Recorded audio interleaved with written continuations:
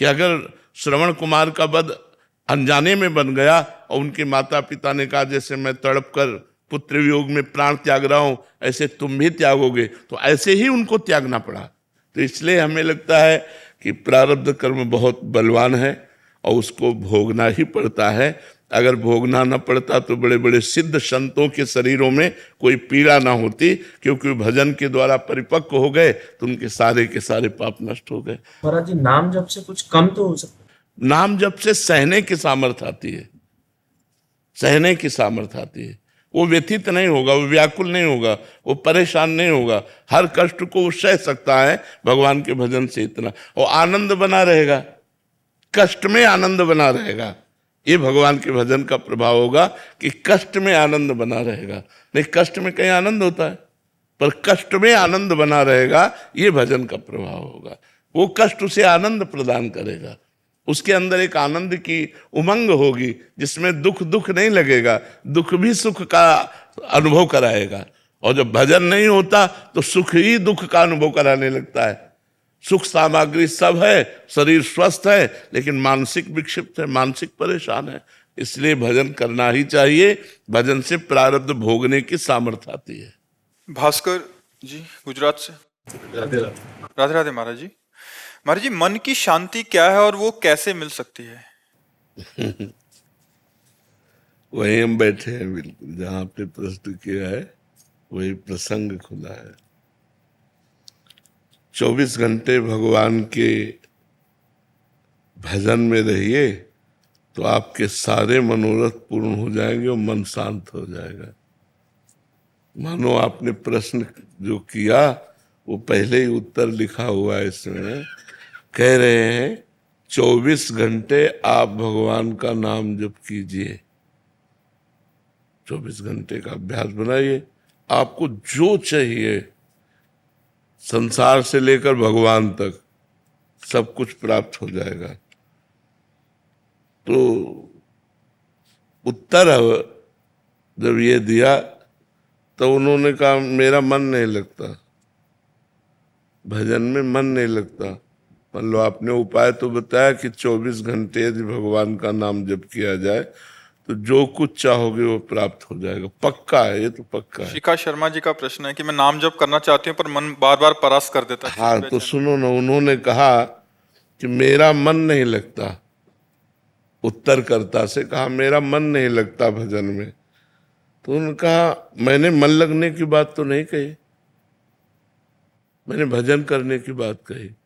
मन लगे या न लगे, हमको भजन करना है, और भजन करते करते मन लगता है ऐसा थोड़ी। मन तो सिद्ध हो का पवित्र मन जब हो जाता है तब वो भगवान में लगता है। तो हमको केवल भजन करना है।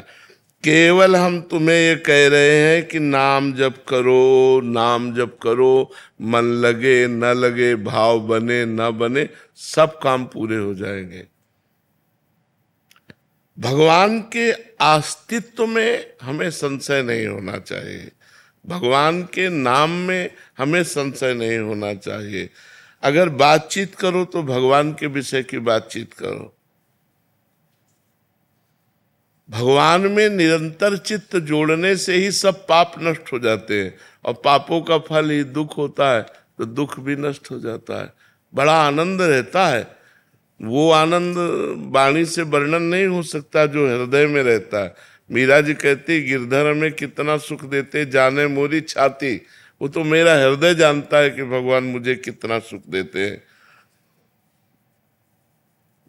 अगर नाम जप में चूक तुम करते रहोगे क्या रे, तो काम नहीं बनेगा। अन्यथा कोई भी कार्य ऐसा नहीं है जो हमारा भगवान नाम से पूर्ण न हो सके। देहि सौभाग्य मारोग्यम देहि में परमम सुखम। परम सौभाग्य और शरीर का स्वस्थ रहना और परम सुख, ये सब नाम देने की सामर्थ्य रखता है। अगर आप नाम जप कर तो कह दो आपका शरीर स्वस्थ रही है। जैसे ये हो कि मारोग्यम, तो आपका शरीर स्वस्थ नहीं है, आप दूसरों को नाम का उपदेश करके स्वस्थ करना चाहते हो, लेकिन आपका शरीर स्वस्थ नहीं, तो हम अस्वस्थ नहीं है, हम अस्वस्थ नहीं है। ये शरीर भले अस्वस्थ हो, हम बिल्कुल स्वस्थ है और बहुत आनंद में हम रहते हैं। आपको ऐसा लगता है हम दुखी आदमी है? हम दुखी आदमी थोड़ी है। हमें लगता है हम बहुत बड़े सुखी आदमी हैं। तो हमको भगवान ने जो दिया वो नाम से दिया। देहि सौभाग्यम, नाम हमको क्या देता है? हमारा सौभाग्य बढ़ा देता है। गोस्वामी तुलसीदास जी के चरणों में जब अकबर बादशाह ने ताज उतार के रखा तो आंसू आ गए। तो लोगों ने प्रश्न किया कि बादशाह प्रणाम कर रहा है इसलिए आनंद अश्रु आ गए निजी जनों ने। तो उनका नहीं, तुलसी जब राम का नहीं था तो मांगे टुकड़ा नहीं मिलता था, और जिसके दरवाजे पे जाते थे तो कहते थे अभागी है, ये अगर ज्यादा देर दरवाजे पे रहेगा तो कुछ अमंगल हो जाएगा, जन्मते ही माँ को खा गया। ऐसे ऐसे लोग कटु वचन। और आज राम का हूं तो बादशाह ताज उतार के चरणों पे रखता है।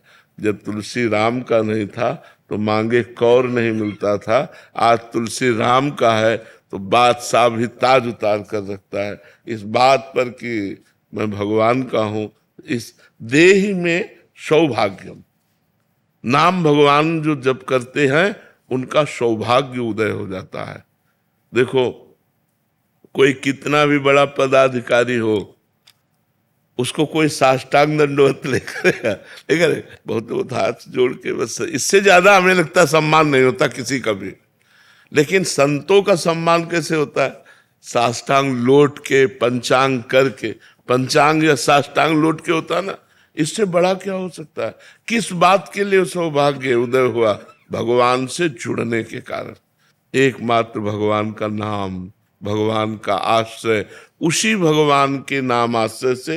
देखो इसमें लिखा है नाम जब करोगे तो देहि सौभाग्यम, सौभाग्य प्राप्त हो जाएगा आपको। जो आप दुर्भाग्य में भटक रहे हो, ये दुर्भाग्य हट जाएगा और सौभाग्य प्राप्त हो जाए।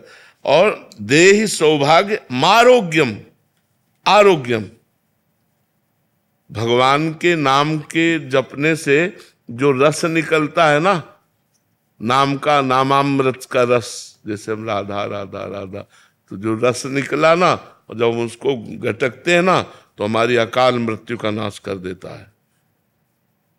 हमारे जो पापाचरण के द्वारा भारी से भारी रोग आकर हमको पीड़ित करने वाले, उनका प्रभाव नष्ट कर देता है। शरीर में रोग है लेकिन मैं रोग रहित हूं। ये नाम का प्रभाव आपको बता रहे हैं, ये नाम का बल बता रहे हैं। और कह रहे देह में परमम सुखम, परम सुख क्या है? ये सब पार्थिव सुख है। परम सुख है प्रियालाल की रूप माधुरी की झलक आ रही, उनके प्रेम में आंसू बह रहे हैं, उनके लिए हृदय तड़प रहा है, ये परम सुख है। परम सुख ये थोड़ी है कि रुपया और पैसा, भोग सामग्री, खान पान, पद प्रतिष्ठा, ये परम सुख थोड़ी है। परम सुख है भगवान। परम कौन है? भगवान। भगवान के चरणों का प्रेम। और जो सुत वित्त लोक ईसना तीनी, ये जो पुत्र ईष्णा, वित्त ईष्णा और लोक ईष्णा, जिसको सीधे भाषा में कहा जाता है कंचन, कामिनी, कीर्ति, इन तीनों पर विजय प्राप्त करा देता है नाम। तीनों पर नाम विजय प्राप्त करा। ना कभी आपके अंदर कामिनी की इच्छा होगी, न कंचन की इच्छा होगी और न सम्मान की इच्छा होगी। आपको इतना महान नाम बना देगा। न धनम न जनम सुंदरीम कविताम व जगदीश कामये। नाम जापक के हृदय में कैसा? न मुझे धन चाहिए, न जन चाहिए, न सुंदरी चाहिए, न विशेष प्रकार की सब महिमा। हे जगदीश, मम जन्मनि जन्मनीश्वरे भवताद भक्ति रहे तुकी त्वयि। बस जन्म जन्मांतर में मुझे आपकी अहेतुकी भक्ति, प्रेम लक्षणा भक्ति प्राप्त हो जाए। तो ये जो निरंतर नाम जप करते हैं उनकी समस्त कामनाएं पूर्ण हो जाती हैं, उनका सौभाग्य उदय हो जाता है और वो भगवान को प्राप्त हो जाते हैं। क्या प्रश्न था कि मेरा मन नहीं लगता? लगे या ना लगे, आपको केवल भगवान नाम जप करना है। मन लगे ना लगे आप इसकी चिंता ना करो। जैसे अग्नि छुआ दी जाए तो चाहे भूल से छू जाए, चाहे जानकारी से छू जाए, चाहे श्रद्धा से छू जाए, उसमें दाहिका शक्ति है, वो जला देगी। ऐसे ही नाम में सर्व पाप नाशक शक्ति है, सर्व सुख प्रदान करने वाली शक्ति है। तो आप राधा राधा राधा भाव बने न बने, नाम में मन लगे न लगे, हमको जपना है, जपने से परम कल्याण हो जाएगा। जी चित्तहरणी शरण जी। राधे राधे महाराज जी। शेयर वंश महाराज जी, आपकी आज्ञा रहती है कि साधु को कभी भी किसी से प्रणाम नहीं करवाना चाहिए, फिर भी लोक व्यवहार में कई बार जबरदस्ती लोग ऐसा करते हैं कि आशीर्वाद या मंगल कामना की अपेक्षा रखते हैं। कई बार विशेष अवसर जैसे जन्मदिन अब जैसे हमसे कोई कहता है हमारे सर पे हाथ रखो, और जबरदस्ती हमारा हाथ रखवा लेता है, तो हम देख रहे हैं कि मेरे प्रभु मेरे से ऐसी लीला करवा रहे हैं, तो हम सामने अपने को प्रभु को देख रहे हैं, अपने कोई फर्क नहीं पड़ता। आते हैं संत भगवान जी से ऐसे, अब वो हाथ पकड़े जैसे ऐसे, हम समझ रहे मेरे प्रभु मेरे लिए। अब जैसे कोई प्रणाम कर रहा है तो उसके पहले हम उसको प्रणाम करते हैं, दृष्टि से हम पहले प्रणाम करते हैं, मेरे भगवान आप जैसी लीला करें, आप तो ही आप है। हमें प्रणाम लेना नहीं है, प्रणाम करते हुए भी जो हमें प्रणाम कर रहे हमें स्वीकार नहीं करना, वो प्रभु के पास जाएगा। हमें सम्मान स्वीकार नहीं करना, उसका मतलब ये नहीं होता कि हम किसी का विरोध करें। मान लो आपसे जबरदस्ती आपको कोई का पैर छू रहा, आप आंख मूंद लिए, भगवान श्री जी लाडली जी आप हृदय में विराजमान हो, आप हम स्वीकार नहीं करते। अंदर से स्वीकृति न करना और बाहर से विरोध भी न करना। तन मन धन सब श्री जी को समर्पित है, नहीं समर्पित। अगर इस शरीर को कोई चरण छू रहा है तो श्री जी के पास जाएंगे, क्योंकि श्री जी को समर्पित है। हम छुआए नहीं, समझ रहे? ये हमारे छुआने का मतलब जैसे छू रहा है हमने पैर लगाओ बड़े खुश हो रहे, ऐसा नहीं। हम नहीं, हम इस योग्य नहीं है, लेकिन अब वो जबरदस्ती छू लिया है, हमें कोई परेशानी नहीं है। ये श्री जी का शरीर है, हम सम्मान स्वीकार नहीं किए, बस इतनी खास बात है। सम्मान को स्वीकार न करने का मतलब ये नहीं कि हम किसी को डांटने लगे, ऐसा नहीं, क्योंकि उसमें भगवान है और ये हमारा शरीर भगवान को समर्पित है। हम पैर छूने नहीं देंगे, लेकिन अगर कोई छू देता है तो हम नाराज भी नहीं होंगे, क्योंकि ये श्री जी का शरीर है। हम पहले मन से प्रणाम कर लें, फिर वो साष्टांग प्रणाम करें, कोई फर्क नहीं पड़ता। हम मन से पहले प्रणाम कर लें, ऐसा है सम्मान से बचने का। अगर सम्मान से बचने में क्रोध आ गया तो दोष हो गया नहीं। मान लो किसी ने पैर छू लिया, आपने झिड़क दिया, ऐसा, ये सब प्रपंच नहीं, शांत एकदम, ठीक है ना। आशीष मौर्य जी। ये राधे राधे महाराज जी। महाराज जी, प्रगट में गुरु के सानिध्य के बिना अहंकार कैसे नष्ट होगा? सबको प्रणाम करने की भावना करें, नमन भक्ति के द्वारा अहंकार का नाश हो जाता है। सबको प्रणाम करो, मन ही मन सब में भगवान की उपस्थिति देख करके, कि चाहे स्त्री हो चाहे पुरुष हो, जो हमारे सामने आवे, चराचर जगत में भगवान ही विराजमान है। जब इस भाव से सबको प्रणाम करेंगे तो हमारा मलिन अहंकार नष्ट हो जाएगा। दूसरा उपाय बहुत सूक्ष्म चीज है ना, जो अहंकार मिटाने के लिए साधना है, उसी में अहंकार हो जाता है। ये लगता है कि हम तो नाम जप कर रहे हैं, दूसरे नहीं कर रहे हैं। हाँ, ये भी अहंकार है, ये भी अहंकार का स्वरूप है। दूसरे भगवान के स्वरूप है, हम सबके सेवक हैं। भगवान की हम पर बड़ी कृपा है जो हमसे नाम जप करवा रहे हैं, ऐसा भावना करें। अहंकार करने से फिर परमार्थ नष्ट हो जाता है, और ये अहंकार बड़ा सूक्ष्म होता है, बड़ा सूक्ष्म होता है। मतलब अहंकार किसी को भी लेकर भी हो सकता है, पर सबको बड़ा मान करके नमस्कार करे, अपने को छोटा माने तो अहंकार नष्ट हो जाए। तृणादपि सुनी चेन, तो अहंकार नष्ट हो जाएगा। नमन भक्ति के द्वारा सब में भगवान की भावना की जाए और भगवान नाम जप किया जाए, और ये माना जाए कि मैं सबसे नीच हूँ, सब में मेरे भगवान विराजमान है, तो फिर अहंकार नष्ट हो जाएगा। निधि जी। शेरवंश महाराज जी। महाराज जी, अज्ञानतावश कुछ वर्ष पूर्व आपका श्री विग्रह बनाया था। जब एक कांतिक वार्तालाप में पता चला कि गुरुदेव का प्रकट जब रहते हैं हाँ, तो? वैसे वैसे मतलब शास्त्रीय बात यह है कि जब गुरु पधार जाए तब गुरु की मूर्ति विराजमान की जाती है। जैसे सामने गुरु विराजमान हो तो उनकी छवि विराजमान करने है, उनकी छवि प्राय ऐसा देखा गया है, छवि विराजमान कर ले। और मूर्ति तो तब बनवावे जब वो अंतर ध्यान हो जाए। ऐसा प्राय हमने संतों से सुना और संतों में देखा भी है कि संतों की मूर्ति तभी लगती है जब वो अंतर ध्यान हो जाते हैं। क्यों?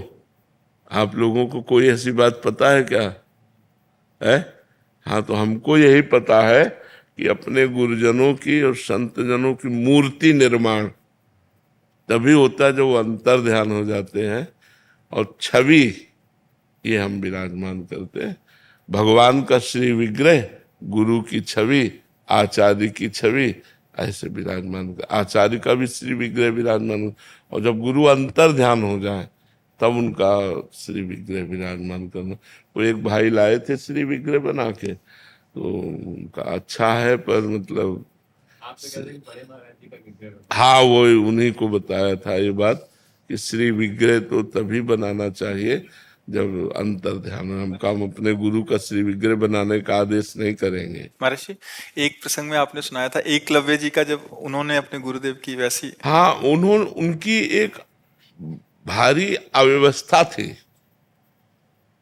प्रकट सानिध्य। हाँ, प्रकट सानिध्य की उनको एक तरह से तिरस्कार कर दिया गया था। उन्होंने मन से गुरु मान लिया। तो अब प्रगट में फिर रज की मूर्ति बनाई और फिर शुरू कर दी। वहां की अव्यवस्था थी, अपनी अव्यवस्था थोड़ी है। अपने तो चित्रपट रख सकते हैं और हमारे गुरु जी अभी जीवित विराजमान है, इसलिए ऐसा रखना चाहिए। जिन्होंने बना चुके। हाँ, तो अपनी सेवा में विराजमान रखो, जो मतलब उसमें कोई पाप थोड़ी है, उसमें कोई पाप नहीं है। आश्रय तत्व दास जी गाजियाबाद से। राधे राधे महाराज जी। महाराज जी, वो घड़ी कब आएगी जब हमारा मोह परिवार से हटकर केवल और केवल राधा रानी के प्यार, सेवा और वृंदावन धाम में वास मिल जाएगा? श्री जी से प्रार्थना करो और खूब भजन करो। भजन में इतनी ताकत है जो सब मोह नष्ट कर देगा। जितना जितना नाम जप होता जाएगा उतने उतने राग नष्ट होता जाएगा। अभी बहुत प्रयत्न करते हैं और संतों की कृपा से काफी समय से जप भी कर रहे हैं, बहुत आशीर्वाद है और जप करने में बहुत आनंद भी आता है, इसमें कोई शक नहीं है। बट एक बहुत प्रबल इच्छा है कि राधा रानी अपने शरण में लेके यहाँ पे सेवा कर, वृंदावन वास हो, ये बहुत बड़ी इच्छा है। लेकिन कुछ आपस में परिवार भी बहुत अच्छा है, सब जने जप करते हैं, सब प्रवचन सुनते हैं, लेकिन कैसे हम आगे और जिनको वृंदा विपिन है कृपा तिनय की होए, वृंदावन में तबही तो रहन पाई है सोए। महारानी जो लाडली जी का वृंदावन है, उनसे प्रार्थना करो तो कृपा करेंगे। मोह छाड़ ऐसे रहे मनो चिन्हारो नाय। वृंदावन कैसे रहना, मानो किसी से कोई परिचय नहीं, रात दिन भजन में। और अपने गए ठाकुर जी के दर्शन किए, बिहारी जी, राधा वल्लभ, राधा रमण जी दर्शन किए, यमुना जी के दर्शन किए अपनी कुटिया में।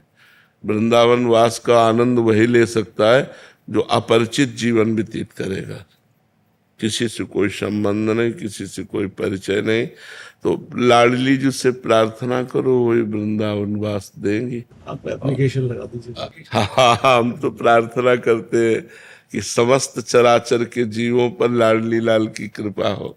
उनसे प्रार्थना करनी जरूरी है कि वो मन में अंतर में बैठी हैं, वो जान रही हैं आपकी मन की भावना। हम तड़प रहे हैं धामवास के लिए, नाम रूप लीला के, गुरु चरणों की प्रीति के लिए। हम बच्चा रोए ना तो माँ दूध नहीं पिलाती, तब तक काम में लगी रहती है। ले, जब वो रोता है और किसी खिलौने से राजी नहीं होता, तब वो विवश होके आके फिर दुग्ध पान कराती है, नहीं कराती। लौकिक माँ, जैसे अब बच्चा खेल रहा है तो उसने झांक कर देख लिया खेल रहा है, अपने काम में लग जाएगी। बच्चा रो रहा है, उसके पास खिलौना भेजा गया, वो खिलौना भी नहीं ले रहा।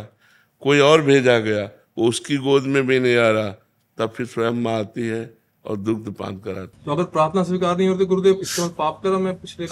अभी आर्त भाव नहीं है, कहीं ना कहीं अहम है, तब अहम शून्य प्रार्थना भगवान के राज्य में प्रवेश करती है। समझ रहे हो? अहम शून्य।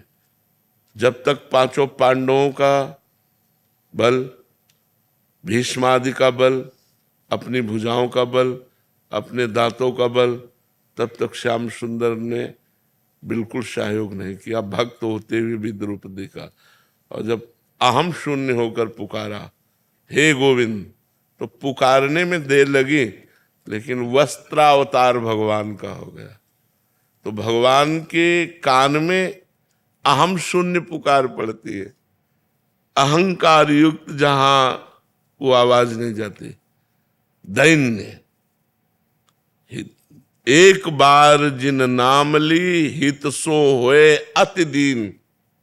शब्द समझो, हित सो मतलब प्रेम से युक्त होकर, अति दीन ताको संग न छाण ही, ध्रुव अपनो कर लें। ध्रुव सत्य है, भगवान उसको अपना बना लेते हैं, उसका कभी संग नहीं छोड़ते। जो प्रेम से अति दीन होकर भगवान को पुकारता है, तो प्रेम आ जाना और अति दैन्यता आ जाना ये बहुत कठिन। पूरा जीवन इसी में तो लगे हैं, अपने लोग की दैन्यता आ जाए, अहंकार नष्ट हो जाए, प्रेम आ जाए।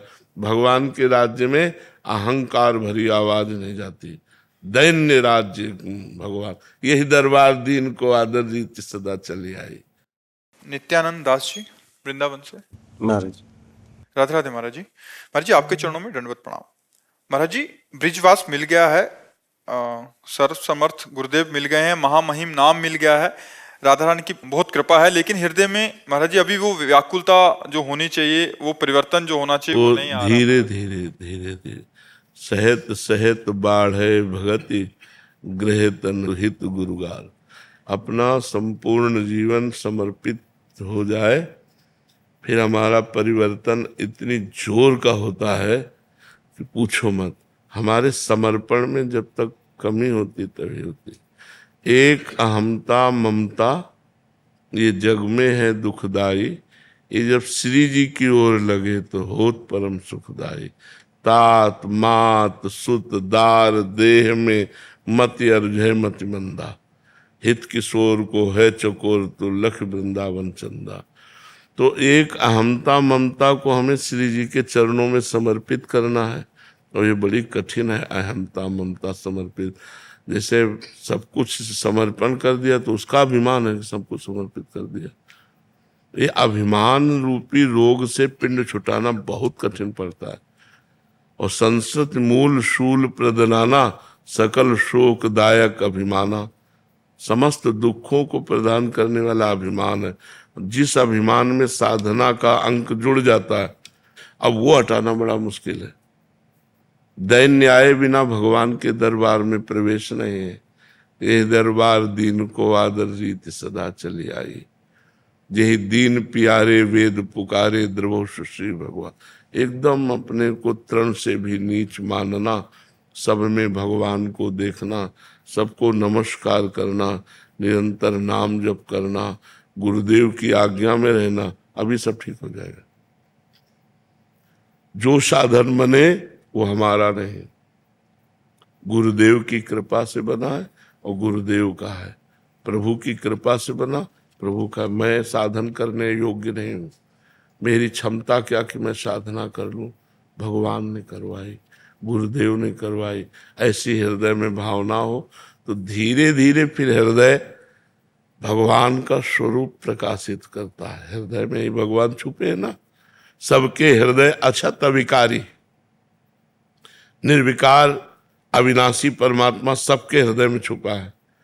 जब अहंकार हमारा धीरे धीरे कम होता है या नष्ट होने लगता है, दैन्यता बढ़ने लगती है, तब हमारे अंदर व्याकुलता आती है। हे प्रभु, इतने दिन हो गए, आज का भी दिन गया, आज की भी शाम गई, आप मिले नहीं, कैसे मिलोगे, कब मिलो। वो हृदय नहीं खान पान ते भावे है, नहीं कोमल वसन सुहावे है, सब विषय लगे ते खारा है, हरि आशिक का मग्न आ रहा है। फिर वो अंदर ही अंदर घुटने लगता है, उसके अंदर एक जलन पैदा हो जाती है। प्रभु के बिना देखे उसको एक दुखद जीवन व्यतीत करने का ऐसा अनुभव होता है कि हर शीतल हवा चल रही, उसका हृदय जल रहा है। सुंदर भोजन है, उसको अरुचि है। लोग उसको प्रणाम कर रहे हैं, उसको जलन पैदा हो रही, कुछ अच्छा नहीं लग रहा। मतलब जो अच्छा लगने वाला है वो सब खत्म हो जाता है। एक रास्ता केवल रह जाता है, कोई मुझे भगवान से मिला दे, कोई मुझे उनके दर्शन करा दे, कोई उनकी बात सुना दे। तो इसीलिए उसको भगवान के भक्त प्राण प्यारे लगने लगते हैं, क्योंकि उसकी विरहाग्नि को शीतल करने के लिए भगवान की चर्चा ही है। तो कथामृतम तप्त जीवनम, भगवान की चर्चा, भगवान की बात, भगवान। तो हम नाम जप करें, गुरु की शरण में रहें, और जो साधन बने वो भगवान की कृपा से बन रहा है ऐसा अनुभव करें, तो हमारा अहंकार नष्ट हो जाए। अहंकार नष्ट हुआ कि भगवत राज्य में प्रवेश हो जाता है। देहाभिमान ही भगवत राज्य में प्रवेश नहीं होने दे रहा। इसलिए गुरुदेव से प्रार्थना करें, भगवान से प्रार्थना करें कि हमारा अहंकार नष्ट हो जाए, देहाभिमान नष्ट हो जाए, बस सारी बात बन जाएगी। रवि कुमार दीक्षित जी, श्री हरिवंश महाराज जी। महाराज जी, जंगम योगियों के द्वारा शिव जी के नए मंदिर के लिए जब शिवलिंग का नाम पूछा गया तो आपने आनंदेश्वर महादेव का नाम दिया। तो महाराज जी, उनकी कथा में आता है कि कानपुर का जो आनंदेश्वर धाम मंदिर है महाभारत काल का है, और इसकी स्थापना दानवीर कर्ण द्वारा पूजा किए जाने पर हुई थी। और एक मान्यता के अनुसार एक गाय जिसका नाम आनंदी था प्रतिदिन एक टीले पर जाकर अपना दुग्ध चढ़ाती थी। जब ग्रामीण वासियों को पता लगा तो उन्होंने उसकी खुदाई कराई, तो वहां स्वयंभू शिवलिंग प्रकट हुए, जिसके कारण इस नाम का नाम ये पड़ा। महाराज जी ये कह रहे थे कि आपका कोई इसमें याद छिपी हुई है आनंद? हमें तो ये पता भी नहीं था कि हमारी उस समय स्मृति कोई ऐसी नहीं, कोई ऐसी स्मृति सहज में आ गया, सहज में आ गया आनंदेश्वर महादेव। और कुछ ऐसा नहीं कि हम कोई किसी कथा से संपर्कित। आप सुना रहे हो तो अब पता हो रहा है, नहीं तो हमें ऐसा कुछ नहीं पता था। और स्वाभाविक ऐसे था, स्वाभाविक भगवत प्रेरित था, भगवत। राधे राधे महाराज जी। महाराज जी, क्या अज्ञानतावश घोर अपराध हो जाए फिर उसी अपराध को बार बार किया जाए तो वो अपराध क्षम्य नहीं है? महाराज जी, तो महाराज जी जब वो अपराध का बोध हुआ अभी अंतर मन में तो बहुत पश्चाताप हो रहा है। महाराज जी अब कौन सा साधन करूं? पहला ये कि आजीवन में कभी हमसे अब वो पाप होगा नहीं। पहला नियम ले, आजीवन में वो पाप होगा नहीं। और वो पाप की गरुता किसी महापुरुष को बताए कि हमसे कौन सा पाप हुआ है, फिर उसके अनुसार वो प्रायश्चित का निर्णय करे। क्योंकि ऐसे पाप की लघुता और गरुता देखकर ही प्रायश्चित का उसमें निर्णय होता है। पर शुरुआत उसकी ऐसी होगी, अब लो नसानी अब नानु सही हो, आज तक की आप कभी नहीं करूंगा, और फिर आगे प्रायश्चित करे तो वो पाप नष्ट हो सकता है। राधे राधे महाराज जी। महाराज जी, एक अज्ञानी जीव कैसे जाने कि उसके गुरु ने रूप बदला है? वह उनके नए रूप को कैसे पहचाने? मैं जहां हूं वहां सही हूं, या अपने अभ्यास को पुष्ट करूं, या मेरे नए गुरु रूप में आप विराजमान होकर मेरा आगे का बचा हुआ मार्ग संभालेंगे? नहीं, अपने को चाहिए ऐसे रखना चाहिए। जो आपको गुरु मंत्र मिला, किसका प्रश्न है? जो आपको गुरु मंत्र मिला हो पहले, जो आपके पहले गुरु हो, आप उन्हीं को गुरु मानिए, वही गुरु मंत्र जपिए और खूब परमार्थ में आगे बढ़िए। गुरु बदलने की जरूरत क्या है? बाबा मुझे आप में गुरु दिखते हो बाबा। नहीं, आपने गुरु मंत्र लिया है कहीं? बाबा वो ज्ञान मार्ग का है, उसका मतलब यह है कि वो मैं ही हूँ। और महाराज जी जो आप भक्ति मार्ग बताते हो उसमें ज्यादा मन लगता है मेरा। मुझे लगता है दास स्वभाव है आपकी कृपा से। हाँ, पर गुरु की कभी अवहेलना नहीं करनी चाहिए। गुरु जैसे आपने आज्ञा करी थी कि गुरु रूप बदल लेते हैं एक स्टेज के बाद, तो वही मेरे अंदर डाउट था, तो मैं वही आपसे पूछ। महाराज जी मुझे तो ज्ञान ही नहीं है, आप जैसी आज्ञा दोगे महाराज जी मैं वैसे ही चलूंगा। आपने प्रगट में किसी से दीक्षा ली थी क्या? बचपन महाराज जी मेरे दादाजी बचपन से गुरु जी को मानते हैं, तो बचपन में मुझे उनसे दीक्षा दिलवा दी थी। अब बचपन में क्या होता है, हमारा ज्ञान तो विकास होता नहीं, तो एक क्रिया मात्र हो जाती है। गुरु का मतलब होता है जब हम अपने दिमाग से चयन करते हैं। हमारी जहाँ श्रद्धा होती है, हमारा दिमाग जहाँ चयन करता है, हम फिर वो गुरु मानते। अब गुरु ऐसे थोड़ी छोटे छोटे बच्चों को खेलते हुए किसी से दीक्षा दिला दो, मान लो 8, 10, 12 वर्ष के बच्चे, और उसका ज्ञान का विकास तो हुआ नहीं, वो क्या जाने कि वो तो बस ऐसे। अब जैसे आप जान रहे हो तो आपके ज्ञान का विकास हो रहा है कि हम किस भाव के पथिक हैं, हम किस मार्ग में जाना चाहते हैं, हमारा उद्देश्य क्या है। अब जो गुरु चयन करोगे, वास्तविक गुरु अभी होता है, वो तो बालवत होता है उसमें। अब तो जो वचन मानो, आज्ञा का पालन करो, बस चल दो।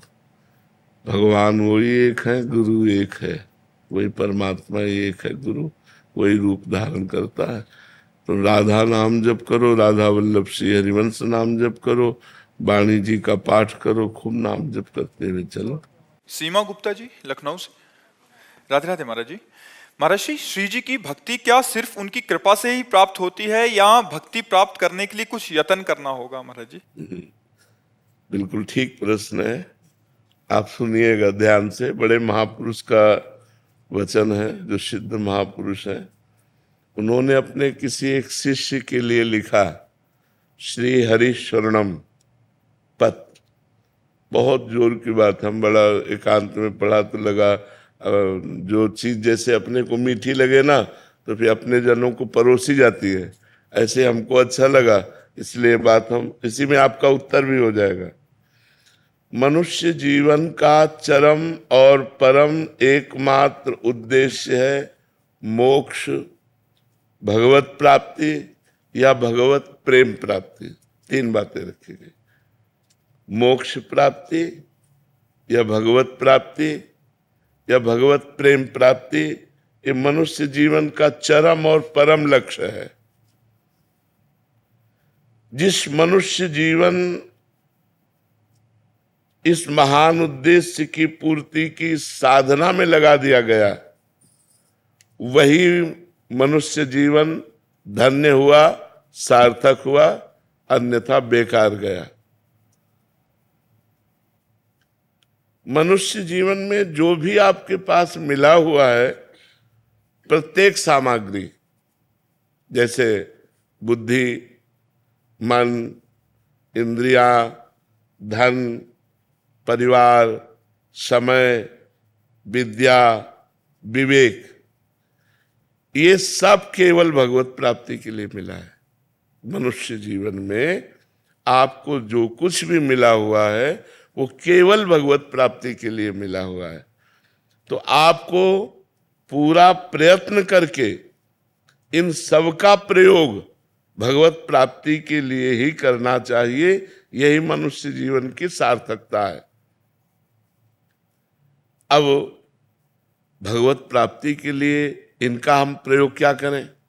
मन, बुद्धि, धन जो भी हमें मिला है, तो बोले मन से निरंतर श्री भगवान के नाम का, रूप का, गुण का चिंतन करो। वाणी से भगवान के नाम का कीर्तन करो, भगवान की लीला कथा को कहो, गाओ। और शरीर से जितने भी कार्य होते हैं, जो भी कार्य होते हैं, वो सब भगवान की हम पूजा कर रहे हैं, ऐसी भावना से उस कर्म को भगवान को समर्पित कर दो। प्राणी मात्र में, चाहे वो स्त्री हो या पुरुष हो, जड़ हो या चैतन्य हो, सब में भगवान है। ऐसी भावना से अच्छी तरह जो तुम्हारे सामने आ जाए उसकी सेवा करो। जो तुम्हारे सामने आ जाए अच्छी तरह सेवा करो। जैसे कोई आपसे बात पूछ रहा है तो बहुत अच्छी तरह उत्तर दीजिए। कोई बीमार है, हो सके तो आप उसकी अच्छी सेवा कीजिए। सब में भगवान विराजमान है। कोई प्यासा है, पानी ला के दे दिया। हम यात्रा में जा रहे हैं, बैठे हैं हम अपने सीट पर, रिजर्व सीट है, लेकिन कोई हमें वृद्ध दिखाई दे रहा है, हम खड़े हो जाते हैं, उसे बैठाल देते हैं। सब में भगवत भावना करके कि हमारे भगवान सब जीवों में विराजमान है। जहां जैसी जिसको आवश्यकता हो अच्छी तरह से सेवा करो। समस्त जीवों में भगवान विराजमान है, ऐसी भावना करके यदि सेवा करोगे तो तुम्हारे हृदय में भगवान प्रकाशित हो जाएंगे। जब सबके हृदयों में भगवान देखा जाता है तो अपने हृदय में भगवान दिखाई देने लगते हैं। सदा सबकी यथा योग्य सेवा करनी चाहिए, पर किसी से अपनी सेवा नहीं करानी चाहिए। जब तक शरीर अपना काम करे तब तक अपनी किसी से सेवा नहीं करानी चाहिए। अपने पैर दबवाना, अपने कपड़े धुलवाना या अपने लिए कोई भी कार्य, अपनी सेवा स्वयं करे और दूसरों की सेवा करने का उत्साह रखे। सदा सबकी यथा योग्य सेवा करनी चाहिए, अपनी सेवा नहीं करानी चाहिए। अगर भगवत प्राप्ति करना है तो मान देना चाहिए, दूसरों से मान लेना नहीं चाहिए। सत्कार करना चाहिए, दूसरे से सत्कार कराने की इच्छा नहीं रखनी चाहिए। अपने लिए जो कुछ प्राप्त हुआ है उसमें से दूसरों के लिए, जैसे अपने को 100 रुपया प्राप्त हुए, धर्म से प्राप्त हुए, तो हम 90 रुपया अपने परिवार और अपने लिए खर्च, 10 रुपया हम कहीं गौ सेवा, संत सेवा, बीमारों की किसी की सेवा में लगा दे। दूसरों को उदारता पूर्वक अपनी वस्तु का प्रयोग कराना चाहिए। उदारता पूर्वक अपने पास 4 रोटी है, 1 रोटी ली, चिड़िया, गाय, कुत्ता किसी को दे दिया। ये रोज का नियम रखना चाहिए। अपने पास जो कुछ है सब भगवान का है, ये जान करके भगवान ही मेरे सामने इस रूप में आए हैं और उनकी ही दी वस्तु उनको हम दे रहे हैं। इसमें मेरा कोई कहीं भी किंचन मात्र अभिमान जागृत नहीं होना चाहिए कि मैंने किसी को वस्तु दी। भगवान की दी हुई वस्तु भगवान को ही दे। तो दीयम वस्तु गोविंदम तो विमेव समर्पय। बहुत सुंदर बात है, अध्यात्म की है। अगर हम दूसरों का उपकार करते हैं, दूसरों को वस्तु देते हैं, दूसरों की सेवा करते हैं, तो हमें नम्रता बढ़नी चाहिए, अभिमान नहीं। नम्रता बढ़नी चाहिए, अभिमान नहीं। हमने उनको ये दिया, हमने वो सेवा की, हमने इतने बीमारों की सेवा, एक तरह का अहम पुष्ट हो जाता है इसमें भी। तो कह रहे अभिमान नहीं आना चाहिए, नम्रता आनी चाहिए और हर समय प्रसन्नता बढ़नी चाहिए कि हमारा जीवन भगवान की तरफ जा रहा है। किसी को कोई वस्तु देकर उसके बदले में लेने की कोई कामना नहीं होनी चाहिए, कुछ भी नहीं। आपकी वस्तु थी, आपको दे दिया हमें, हे भगवान तो दियम वस्तु गोविंदम तो विमेव समर्पय। कुछ बदले में लेने की चाह नहीं होनी चाहिए। अपने लोगों की चाह होती है, इतनी तो होती है कि वो मुस्कुरा के हमको धन्यवाद कहे। संसार के भोगों में सुख है, ये बात धीरे धीरे मिटा दो। अगर भगवत प्रेम प्राप्त करना है, मोक्ष प्राप्त करना है या भगवत प्राप्ति करना है, ये धारणा जब तक नहीं मिटेगी तब तक संसार के भोग हमें आकर्षित करेंगे और वो क्रियाएं बनेंगी जिससे भगवत विमुक्ता रहेगी, न भगवत प्राप्ति होगी न मोक्ष। इसलिए संसार में सुख है, ये धीरे धीरे धारणा हटाओ। भगवान के नाम में सुख है, भगवान की लीला में सुख है, भगवान के गुणों में सुख है, भगवान के धाम में सुख है, ऐसी भावना करो। ये संसार दुखालय भगवान ने कहा है। इसमें सुखों की लेबिल लगा के दुख बिकता है, लगता है सुख है लेकिन होता दुख है। असुखम दुखालयम दुख योनयः, ये शब्द संसार के लिए कहे गए। असुखम, इसमें सुख नहीं है। दुखालयम, ये दुख का आलय है। दुख योनया, इसमें जो भी भोग भोगोगे परिणाम में दुख ही प्राप्त होगा। इस विचार से भगवान में सुख है, ये अंदर भावना बैठा लो, तभी भजन बनेगा। नहीं तो जिसका सुख बुद्धि संसार में होती है तो वही मन जाता, वही चिंतन जाता, भजन नहीं बनता। दूसरों के अधिकार को मत छीनो, दूसरों के कर्तव्य की रक्षा करो और अपने कर्तव्य का पालन करो। इंद्रियां बहिर्मुख मत रखो, अंतर्मुख रखो। सावधानी पूर्वक निरंतर भगवान का नाम जप करो। मन में प्रमाद मत लाओ, नाम जप करो। सदा उसको जबरदस्ती भगवत चिंतन में लगाए रखो मन को। मन के द्वारा जिसका भगवान नाम जप होता है, शरीर के द्वारा जिसकी भगवत सेवा होती है, वो निश्चित भगवत प्राप्त हो जाता है। आसक्ति, कामना, ममता और अहंकार, इसी से पाप और दुख बनते हैं। किसी भोग में आसक्ति, किसी व्यक्ति में आसक्ति, कोई भोग की कामना, किसी पद की कामना, धन की कामना, परिवार की ममता, शरीर का अहंकार, विद्या का अहंकार, धन का अहंकार, इन्हीं से पाप बनते हैं। अतएव बहुत सावधानी पूर्वक संसार की आसक्ति, कामना, ममता और अहंकार का भगवान नाम जप और सत्संग के द्वारा इनका नाश कर दो। इनका नाश करने की साधना करनी चाहिए। हमारी कामना नष्ट हो जाए, हमारा अहंकार नष्ट हो जाए, हमारी ममता नष्ट हो जाए, हमारी आसक्ति नष्ट हो जाए, ये सब कुछ नष्ट हो जाएगा भगवान के नाम जप से। कामना भगवत प्रेम की करो कि हे भगवान आपसे हमें प्रेम हो जाए, हे भगवान आप हमें मिल जाओ। ममता केवल भगवान के चरणों में करो। अहंकार इस बात का करो कि मैं भगवान का हूं, मैं भगवान का दास हूं, मैं भगवान का सखा हूं, भगवान मेरे पिता, मैं उनका पुत्र हूं, भगवान मेरे स्वामी, मैं उनका सेवक हूं।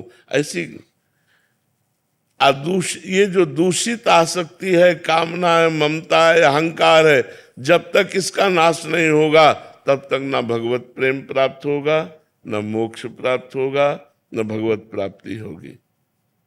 धन, पद, स्वास्थ्य, ऊंची जाति में जन्म लेना, विद्या लेना, विद्वान होना, ये सब अहंकार पैदा करते हैं।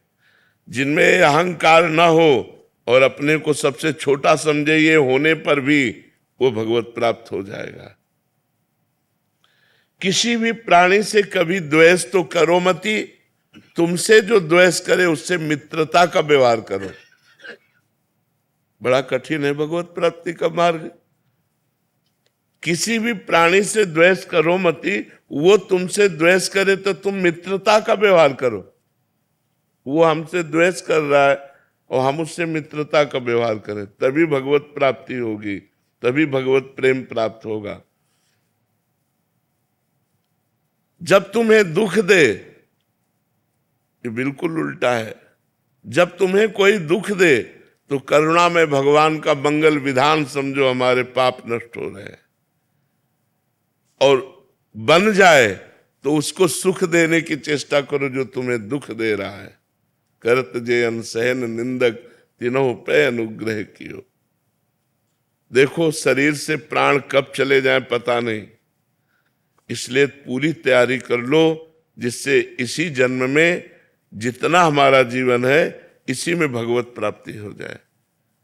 यदि भगवान की प्राप्ति नहीं हुई तो न जाने किस योनि में जाना पड़ेगा, न जाने कहाँ कहाँ हमें घूमना पड़ेगा, नरक स्वर्ग अपवर्ग कहाँ कहाँ भागना पड़ेगा।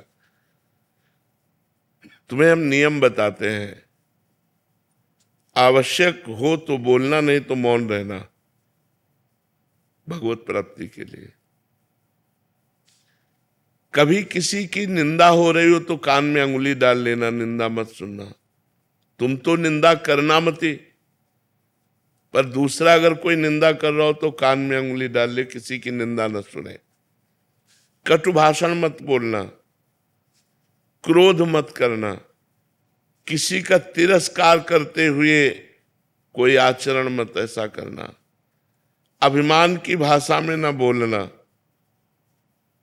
जहां तक बने कम बोलो या मौन रहो, कम बोलो, विचार के बोलो या मौन रहो।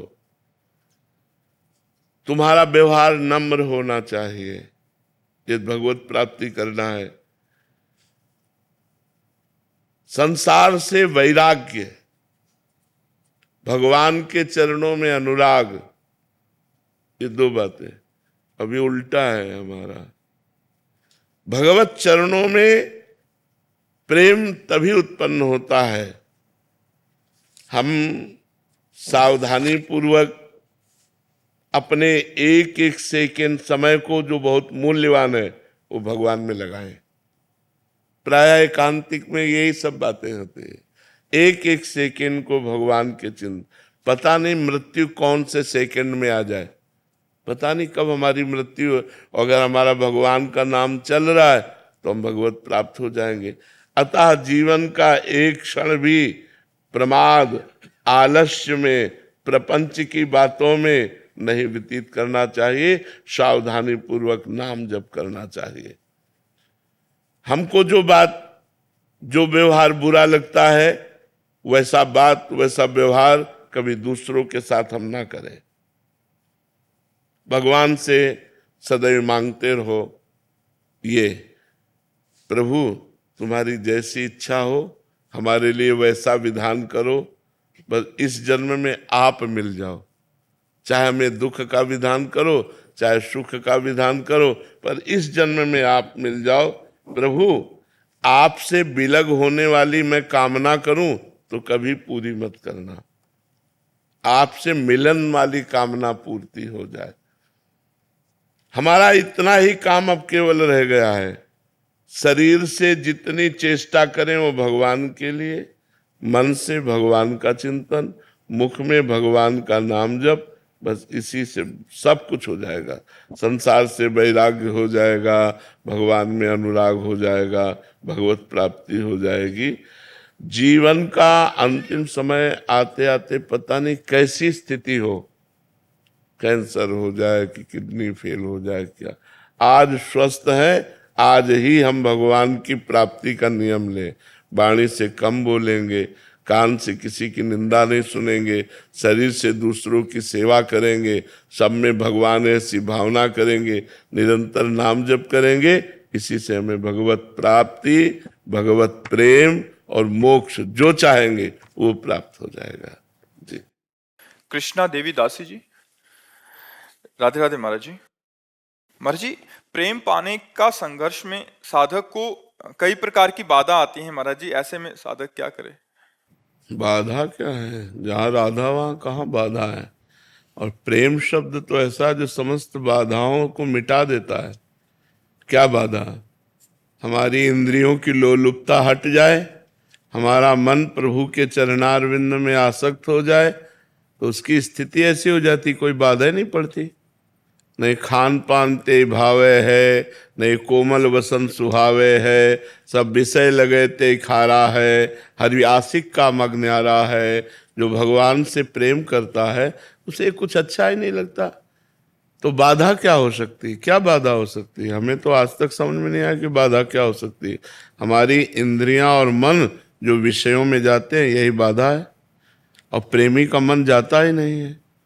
और जिसे प्रेम प्राप्त करना है उसे इतना दृढ़ होना पड़ेगा कि हमें परिवार की ममता भगवान के चरणों में समर्पित करनी होगी, हमें रुपए के द्वारा प्राप्त होने वाले सुखों का त्याग करना होगा, हमें इंद्रियों के भोगों से मन को हटाकर प्रिया प्रीतम के चरणारविंद में लगाना होगा। इसी के लिए नाम कीर्तन, नाम जप, भगवत कथा, साधु संग, ये सब अनुष्ठान किए जाते हैं। तो बाधा क्या हो सकती है? बताइए, क्या बाधा हो सकती है? किसका प्रश्न है? क्या बाधा हो सकती है? अंग्रेजी जानती हो, हिंदी जानती हो, तो हमारी बात समझ रहे हो? तो क्या बाधा हो सकती है? हमारे प्रारब्ध कर्म हमारे प्रारब्ध कर्म जो नहीं बाधा दे सकते। प्रेम में बाधा नहीं देते। बहुत प्रकार के कष्ट हैं शरीर में, लेकिन वो बाधा थोड़ी है, वो तो कृपा है श्री जी की। जितना हमें कष्ट मिलता है शारीरिक, प्रेमी अगर शरीर के कष्टों की याद रखे तो प्रेमी किस बात का? प्रेमी तो बहुत विचित्र मार्ग है। जीवित मर जाए उलट आप में समाए, यह दिलगिरी है। जीवित मर जाए, मन मार्या तन बस में कीन्हा, हुआ भरम सब दूर, बाहर से कछ दिखत नाही, अंदर चमके नूर। आपो त्याग जगत में बैठे नहीं किसी से काम, उनमें तो कछु अंतर नाही, संत कहो चाहे राम। क्या प्रारब्ध? प्रारब्ध शरीर पर आएगा, हमारे ऊपर थोड़ी आएगा। हम तो श्री जी के दासी हैं या ठाकुर जी के दास हैं, हमारा क्या बिगाड़ लेगा प्रारब्ध? प्रारब्ध शरीर को पीड़ा देगा, आनंद पूर्वक राधा राधा कहते हुए उसे भोग लेंगे, क्या बाधा पहुंचा देगा? शरीर स्वस्थ है, मनमानी भोग भोग रहे हैं और प्रेम की बात कर रहे हैं, नहीं, ऐसा नहीं है। जब भीषण विपदा में भी राधा राधा राधा राधा, भीषण पीड़ा में भी राधा राधा राधा, तब प्रेम का मार्ग है। प्रेम का जो मार्ग है वो थोड़ा कठिन है। भगवान से प्रेम करना, श्री कृष्ण से प्रेम करना कठिन है। प्रेम के पंथ में जिंदा नहीं चला जाता, मर के चला जाता है। समस्त वासनाओं को मार करके, समस्त इच्छाओं का त्याग करके, हर कष्ट को सहते हुए तब प्रेम मार्ग में चला जाता है। तब श्री कृष्ण अपने आप को अपने भक्त के अधीन कर देते हैं। प्रेमाधीन भगवान का नाम है ना, समझ रहे हो हमारी बातें? तब भगवान को प्राप्त किया जा सकता है, कोई बाधा नहीं। जहाँ राधा वहाँ क्या बाधा? महाराज जी, जो साधक के जीवन में विक्षेप आते हैं, काम क्रोध लोभ मोह मत्सर, इससे वो विचलित हो जाता है। ये भगवान के हम आश्रित हैं। मन में काम आ रहा है, इंद्रियों में काम आ रहा है, हम में काम नहीं आ रहा। हम उसके साक्षी हैं, उसके भोक्ता नहीं है। थोड़ा शास्त्र स्वाध्याय करो, थोड़ा सत्संग करो तो ज्ञान प्राप्त हो, तभी इन बाधाओं से हम दूर हो सकते हैं। नहीं तो बार बार काम क्रोध आदि के विक्षेप, और उनसे बचो। जैसे स्त्री शरीर है तो पुरुष शरीर के संयोग से बचो, पुरुष शरीर है तो स्त्री संयोग के सानिध्य से बचो। एक दूसरे से बचकर ब्रह्मचर्य धारण करते हुए आगे चलो। यदि गृहस्थ में हो तो अपने पति अपनी पत्नी से ही केवल मतलब रखो, इधर उधर दृष्टि मत रखो, तो भजन बढ़िया बन जाएगा। विक्षेप तब पड़ता है जब भजन नहीं होता। विक्षेप तब पड़ता है जब दृढ़ भगवद आश्रय नहीं होता। विक्षेप तब पड़ता है जब भगवान पर दृढ़ विश्वास नहीं होता। नहीं, ये सब तूफान है, भगवान पहाड़ है। पहाड़ की ओट में हो गए, तूफान निकल गया। काम क्रोध आदि के तूफान केवल उसको गिराते हैं जहाँ अहंकार होता है, जहाँ भजन नहीं होता है। भजन है और दैन्यता है, भगवान का आश्रय है, तो सब निकल गए, सब जीत जाता है। वो वही जीत जाता है माया पर। हाँ, भगवान जिसके संग है, भगवान का नाम जो निरंतर जप रहा है, भगवान के आश्रित है, तो कोई बाधा विचलित नहीं कर सकते। जी आओ महाराज जी, दंडवत महाराज जी, हम आपको प्रणाम कर रहे हैं।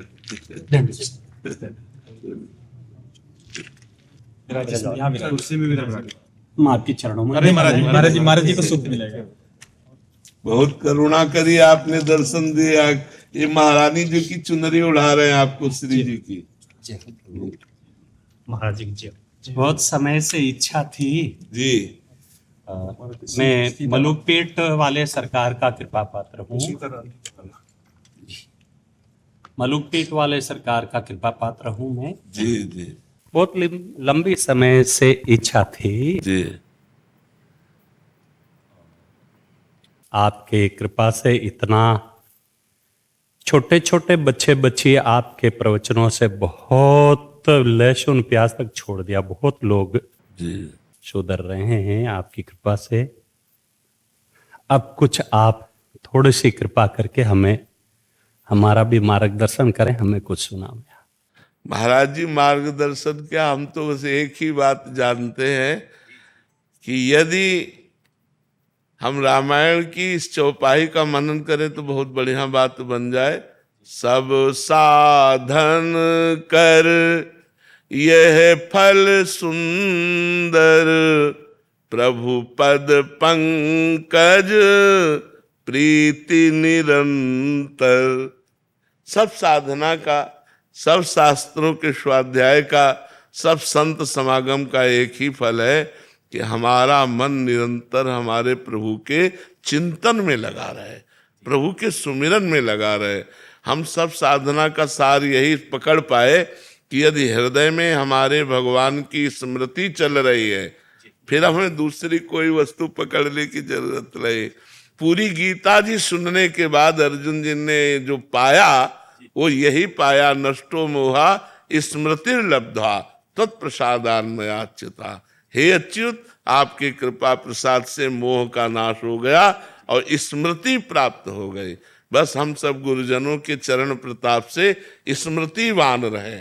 हरि स्मृति, हरि स्मृति, हर समय भगवान की याद में, भगवान के सुमिरन में, भगवान के चिंतन में रहे। और सब साधन जितने हैं वो सब शून्य है। हरि स्मृति, हरि नाम अंक है। अगर अंक है तो 10 गुण है, और अंक है, अंक रहित है तो सब शून्य शून्य है। वो शून्य, उसका कोई बात तो नहीं। तो खूब भगवत स्मृति में डूबे रहे, भगवत लीला गुणानुवाद गाए और भगवत लीला गुणानुवाद सुने। यही हमारा नशा है, यही हमारा व्यसन है, यही हमारा व्यापार है। जी बड़ी कृपा है, यही आपकी कृपा से ही होगा सरकार। इन सबका ठाकुर जी, बाबा के ठाकुर जी, बाबा की लाला है।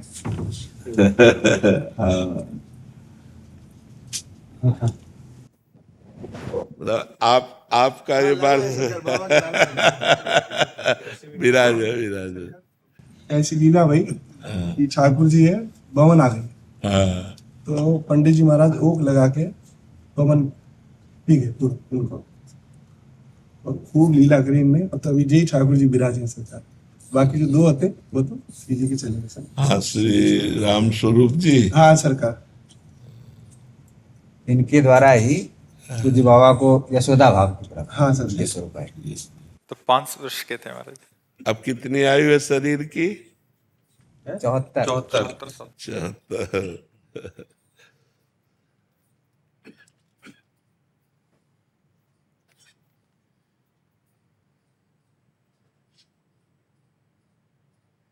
उसके बाद एक लीला थी मथुरा में। तो मथुरा वाली जो लीला थी तो रास होना था, तो ठाकुर जी ने मना कर दिया कि हम रास नहीं करेंगे जब तक बाबा नहीं आएंगे। फिर उस दिन लीला ही नहीं हुई, कह रहे हम रास ही नहीं करेंगे, हमें बाबा की याद आ रही है। फिर अगले दिन बाबा ने पेड़ा भेजे, बड़ी कृपा करी, दर्शन दिए आए। आपकी कृपा जहाँ बस है वहाँ ऐसो ही सुख मिल जाए, ये आपकी कृपा को फल है। आप सबके दर्शन हमको प्राप्त है। आपको तो जो कृपा प्राप्त हुई, हम तो उसके लिए तरस रहे। बाबा की गोद में बैठे, बाबा भगवदानंद में मस्त है। अब इनके कल्याण में कोई कमी है? बाबा जैसे कोई संत भगवदानंद में स्थित होकर किसी का चिंतन कर ले, किसी का स्पर्श कर ले, किसी को देख ले, तो अमोघस्य निश्चित भगवत प्राप्ति। और बाबा तो भाव में बैठे हुए और गोद में दुलरा रहे हैं, तो इनको तो उसी स्वरूप की प्राप्ति हो जाएगी।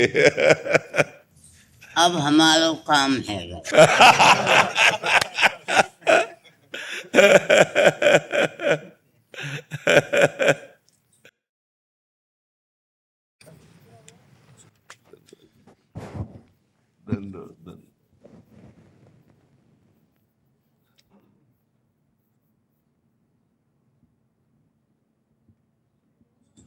बुला ले करो। महाराज जी, मैं गुजरात से हूँ, भजन गायिका। अच्छा। और आपको बहुत सुनते हैं जी। और राधा जी का नाम लेके अगर कोई दिक्कत आए तो वो नाम लेते तो ऐसा लगता है कि सब काम हो गया, ऐसा महसूस होता है। तो आपके लिए छोटा सा भाव हम सुनना चाहेंगे। नंद कुंवर नटवर गोवर धनधारी, नंद कुंवर नटवर गोवर धनधारी, हे द्वारिका नाथ कृष्ण मुरारी, मारा कृष्ण मुरारी, कृष्ण मुरारी, मारा कृष्ण मुरारी। राधे किशोरी दया करो, राधे किशोरी दया करो,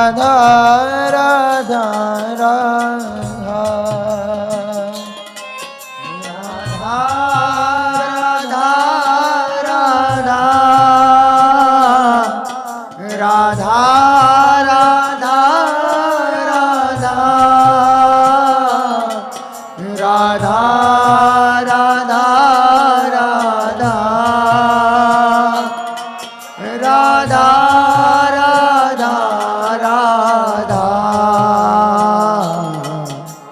राधा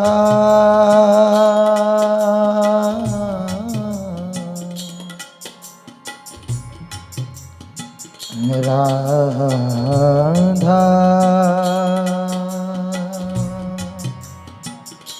राधा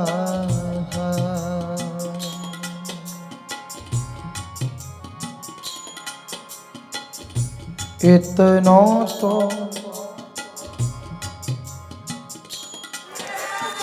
कबहू हसीने हो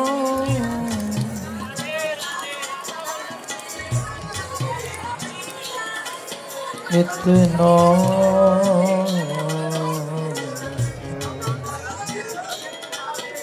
कबहू हसीने हो सुनहु कृपालु किशोरी राधे